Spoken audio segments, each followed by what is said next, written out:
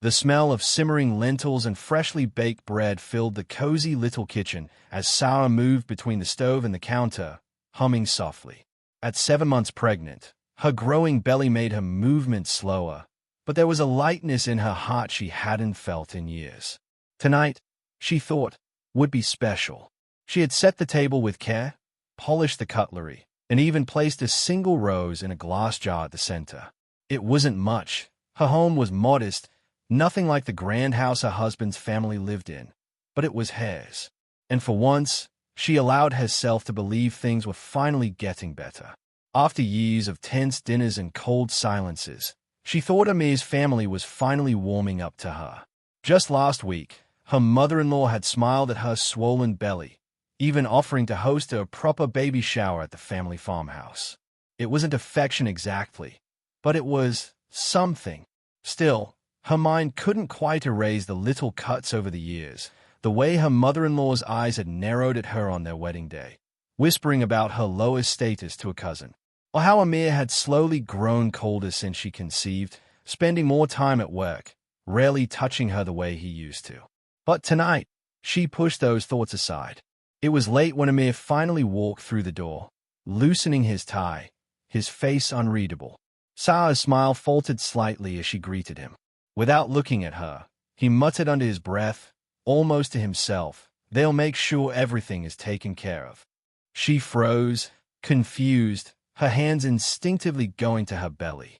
"Amir, what do you mean?" she asked softly.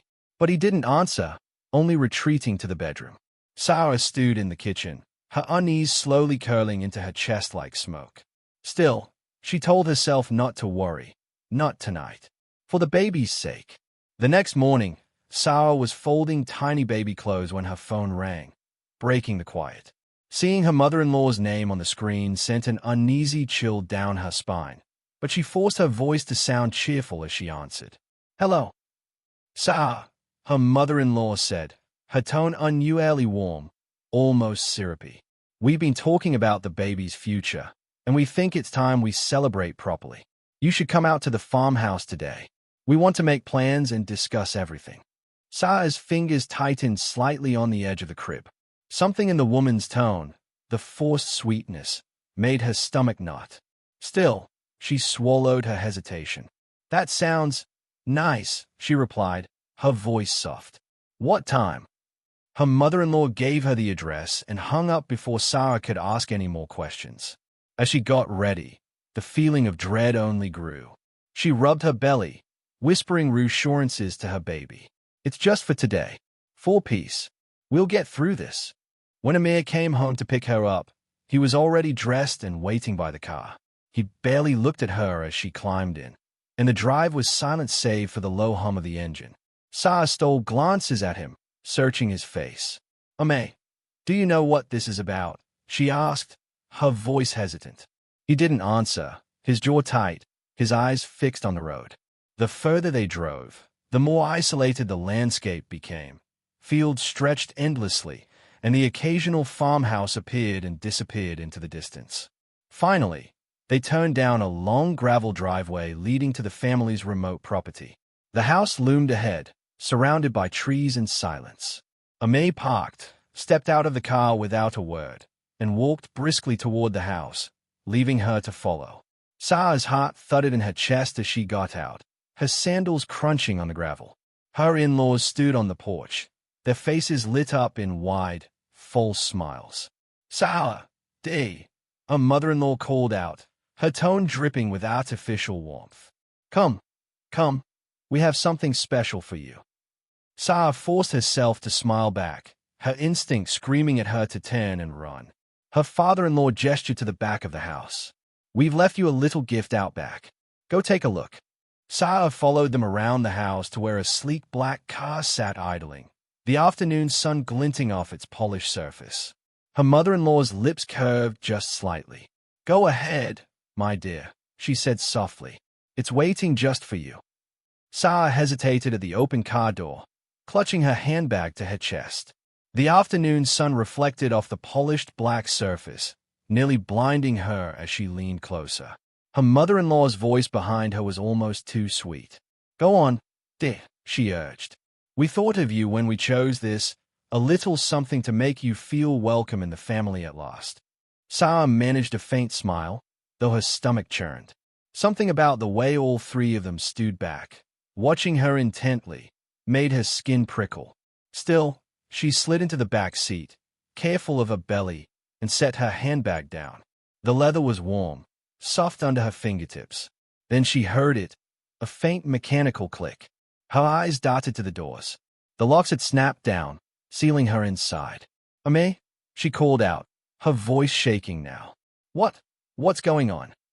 Her husband didn't move. Neither did his parents. They only stood a few paces away, their faces expressionless, their eyes fixed on her. That was when the sharp, acrid smell hit her. Gasoline. She froze, her mind refusing to believe what her senses were telling her. But the smell was unmistakable, thick and choking, burning the back of her throat. Her heart lurched, pounding so hard she thought she might faint. "No," she whispered. "No, no, no." She lunged for the door handle and yanked hard. It didn't budge. The first spark caught her eye, a thin tongue of flame beneath the car, licking hungrily at the gravel. Then another, and another, until the whole undercarriage glowed orange. Panic surged through her. She banged on the window with both fists, screaming, "Please, please, let me out. The baby, please." Her husband's eyes met hers for the briefest moment, blank and cold. Then he turned his gaze away. Sarah's screams grew hoarse as smoke began to curl into the cabin. Her hands pounded the glass until they were raw.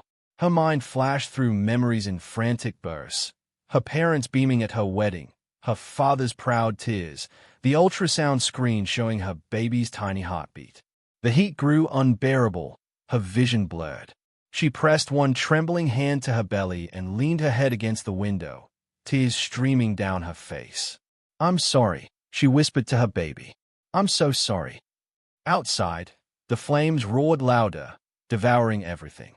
On a quiet rural road just beyond the farmhouse, Rayanne drove at an unhurried pace, one hand on the wheel, the other tapping absently to the mellow rhythm of a jazz tune playing on his radio. The day had been long already, back-to-back meetings in the city about his foundation's latest community housing project, but he was determined to inspect the land himself before sunset.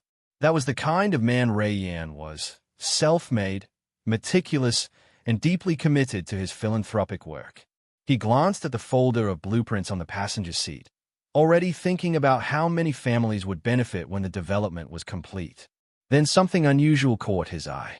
Ahead, on a small gravel road branching from the main one, a thick, black plume of smoke rose high into the sky, swirling dark against the soft orange of dusk.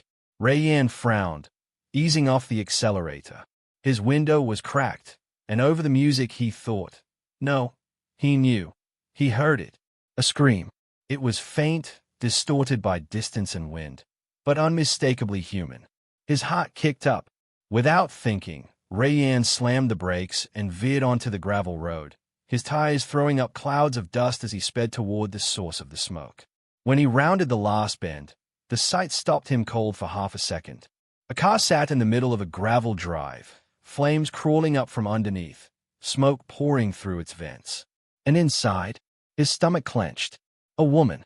She was pounding on the window, her face pale with terror, her mouth forming silent pleas as fire and smoke closed in. Rayanne jumped out of his car. "Hey!" he shouted instinctively, scanning for anyone nearby. That's when he saw three figures retreating into the tree line, a man and two older people. They didn't turn back, didn't hesitate, as though leaving someone to burn alive was nothing at all. "Help! Somebody help!" Rayanne roared, though he already knew no one would come. He tore off his jacket and wrapped it around his right hand before running to the car. The heat was immediate, oppressive, but he ignored it, planting his feet and striking the glass hard. Once, twice. The third strike finally cracked the window in a spiderweb of shattered glass. "Hang on," he called to her. Through the smoke, her wide, tear-streaked eyes locked onto his. With one more hard blow, the window gave way. He reached in through the jagged opening, coughed against the choking fumes, and fumbled for the door lock. His fingers burned, his lungs screamed, But he didn't stop. At last, the door wrenched open. "Come on," he backed, grabbing her arms and hauling her out, shielding her body with his own as they stumbled backward. Just as they hit the ground, a deafening explosion split the air. The car behind them engulfed in a roaring fireball. Rayanne held her close, both of them coughing, alive. The sterile white walls and faint beeping of machines greeted Sarah as she slowly opened her eyes. Her throat felt raw, her chest tight with every breath, and her entire body ached as though she'd run through fire. In a way, she had. She tried to move, but a gentle hand pressed lightly on her arm. "Easy," a deep, calm voice murmured. Her blurred vision focused on the man sitting at her bedside. "Rayanne, you're in the hospital," he said softly, his dark eyes full of quiet reassurance. "You and your baby, you're both stable. The doctors are taking good care of you." Sarah's hand instinctively flew to her belly. Relief washed over her when she felt the reassuring movement beneath her palm. Tears filled her eyes as she turned to Rayanne, her lips barely forming the words. "Thank you." He shook his head slightly. "Don't thank me yet. You've got a fight ahead of you. But you're not alone." Not long after, the door opened, and two police officers stepped in, their expressions serious but kind. They introduced themselves, and one crouched beside her bed, notebook in hand. "We're sorry to trouble you so soon," the officer said, "but we need to understand what happened." Sarah's hands trembled as she recounted everything. The phone call, the fake invitation, the long, silent drive, the locked doors, the smell of gasoline, and the flames. Her voice broke when she described the way her husband and in-laws had simply stood there, watching as she screamed for help. The officers exchanged dark looks and nodded. Rayanne leaned forward once they left, his jaw tight with quiet anger. "They're not going to get away with this," he said firmly. True to his word, he used his influence to assemble a team of skilled detectives and one of the best law firms in the city. His lawyers immediately filed injunctions to freeze the family's assets and keep them from fleeing the country. The investigation moved quickly. Detectives uncovered text messages between Amir and his parents, discussing removing the problem and keeping the fortune safe. Bank records showed large, suspicious transfers timed perfectly with the plot. Amir continued to deny everything, claiming ignorance, but the evidence mounted against him and his parents by the day. From her hospital bed, Sarah listened quietly as the officers updated her, tears sliding down her cheeks, this time not just from pain, but from the first taste of justice. The days after her release from the hospital were quiet but heavy with change. As Sarah's physical wounds began to heal, the raw burns fading into tender pink skin, something deeper within her also started to mend. For the first time in years, she could hear her own thoughts without the constant, cruel whispers of her in-laws or the cold silence of Amir bearing down on her. She began attending therapy twice a week, sitting across from a kind, patient counselor who helped her untangle the years of doubt and pain she had carried. In those sessions, she spoke aloud things she had never admitted even to herself. How she had believed their hatred was somehow her fault. How she thought if she just tried harder, maybe they would love her, maybe Amir would love her. But now she could see it clearly. They had never intended to see her as anything but an obstacle. Rayanne visited her often, always arriving with quiet encouragement, never prying but always reminding her she was not alone. Some days he brought flowers to brighten her small room. Other days, he brought nothing but his steady presence. "You've already survived the worst," he told her one afternoon. "Everything from here is yours to choose." And choose she did. A week later, the police called with the news she had been waiting for. Amir and his parents had been formally arrested, charged with attempted murder and conspiracy. Sarah listened to the officer's words on the phone, her hand resting over her growing belly, her heartbeat loud in her ears. When the call ended, she sat in silence for a long moment, letting the reality of it sink in. Bittersweet relief coursed through her, grief for the marriage she thought she had, but also freedom from the prison it had become. She picked up her phone, dialed the number Rayanne had given her weeks before for a trusted lawyer, and spoke without hesitation. "I want to file for divorce," she said, her voice clear and steady. "I want to protect my baby. and build a better life. A safe life. And for the first time in a long time, she truly believed she deserved it. Weeks passed, and with every sunrise, Sarah felt herself growing stronger. The day she moved into her new apartment, a sense of quiet relief settled over her. It was nothing extravagant, just a sunlit two-bedroom on the edge of the city, with cheerful yellow walls and a small balcony that overlooked a tree-lined street. But it was hers. Safe. Free from shadows. The apartment had been arranged through Rayanne's charitable foundation, which specialized in helping women rebuild their lives after abuse and trauma. At first, she had resisted the idea of charity, her pride stung. But Rayanne had simply smiled and said, "This isn't charity. It's a step toward your independence. Let me help you take it." In those first few days, she moved slowly, touching each wall, each cabinet, as if memorizing the feel of freedom. She also began attending prenatal classes at a nearby community center, where she met other expectant mothers, women who asked her about her baby with genuine warmth in their eyes, not judgment. For the first time in what felt like years, she laughed, small, tentative at first, then louder and freer with each passing day. One golden afternoon, there was a knock on her door. When she opened it, she found Rayanne standing there with a simple gift bag in his hands and his usual warm smile. "These are for the baby," he said softly, holding out the bag. Inside were tiny ornaments in soft pastel colors, a knitted cap, and a little stuffed bear. Sarah held the bear to her chest and felt tears spring to her eyes. She invited him in, and for a while they sat on the couch, talking about her classes, her plans, how much better she felt. Then she looked at him, her voice breaking just slightly. "You didn't just save my life that day," she said. "You saved my spirit. You reminded me of who I am, that I'm worth something." For a long moment, their eyes met.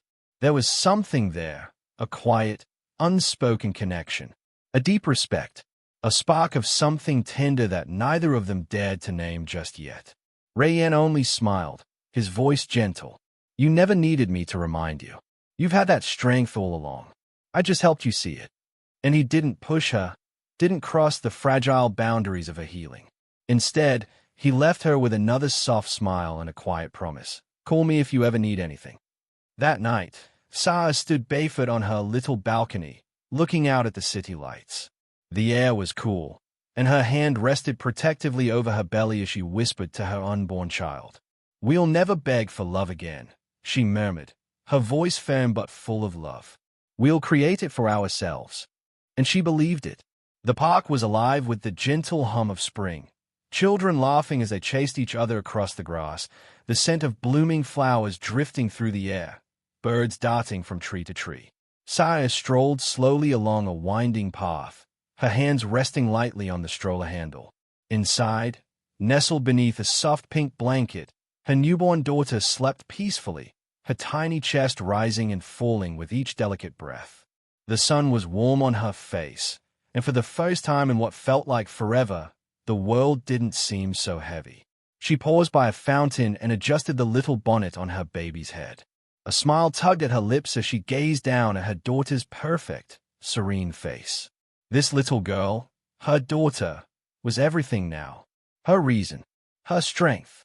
As she continued walking, she caught sight of a familiar figure on a nearby bench. Rayanne sat there, a book open in his lap, his brow furrowed slightly in concentration. The golden light of the afternoon danced through the trees, casting soft shadows over him. Almost instinctively, his gaze lifted, and their eyes met. For a moment, the world seemed to quiet around them. Rayanne's serious expression melted into a warm, encouraging smile, his eyes lighting up at the sight of her. Sarah felt her heart lift as she returned his smile, brighter and more radiant than she ever thought she'd feel again.